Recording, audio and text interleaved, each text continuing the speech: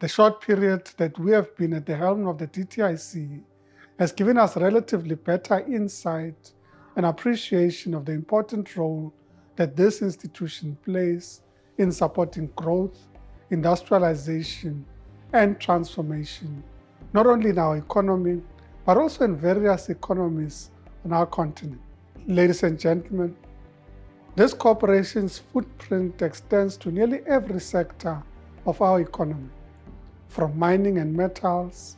Some of the companies that have become cornerstones of our economy were established by this corporation. As the DTIC leadership, we are encouraged by the corporation's ability to respond to shifting local and global economic dynamics, particularly in the context of the disruptive digital economy. Ladies and gentlemen, the corporation's role in boosting the economy and promoting sustainable, inclusive industrial capacity remains important and is aligned with our stated objectives as the Government of National Unity. As we have previously stated, the pathway will be anchored in industrialization, transformation, job creation, and building a capable and developmental state. We acknowledge and commend the corporation for their achievements. That said, we recognize that the performance of the ITC during the reporting period should be viewed through the context of a challenging global economic environment.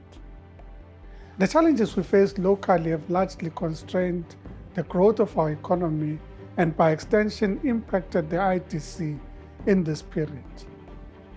Ladies and gentlemen, for the 23-24 financial year, most of the ITC's funding supported capacity expansions, startups, distressed businesses, and working capital requirements, which clearly reinforces the corporation's commitment to creating industrial capacity while supporting businesses during tough times.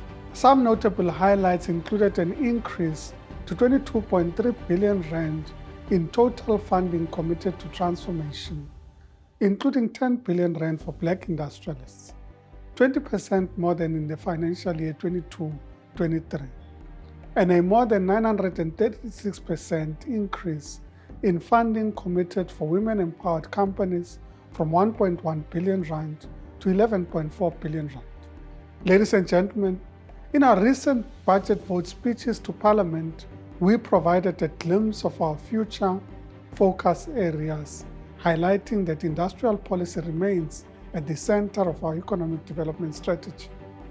This strategy will be used to align and deploy trade instruments, incentives, and regulations in developing new growth frontiers such as new energy vehicles, green industrialization, and high-value service sectors such as the global business services. The ITC has been central in helping the government implement the industry master plans adopted by the DTIC.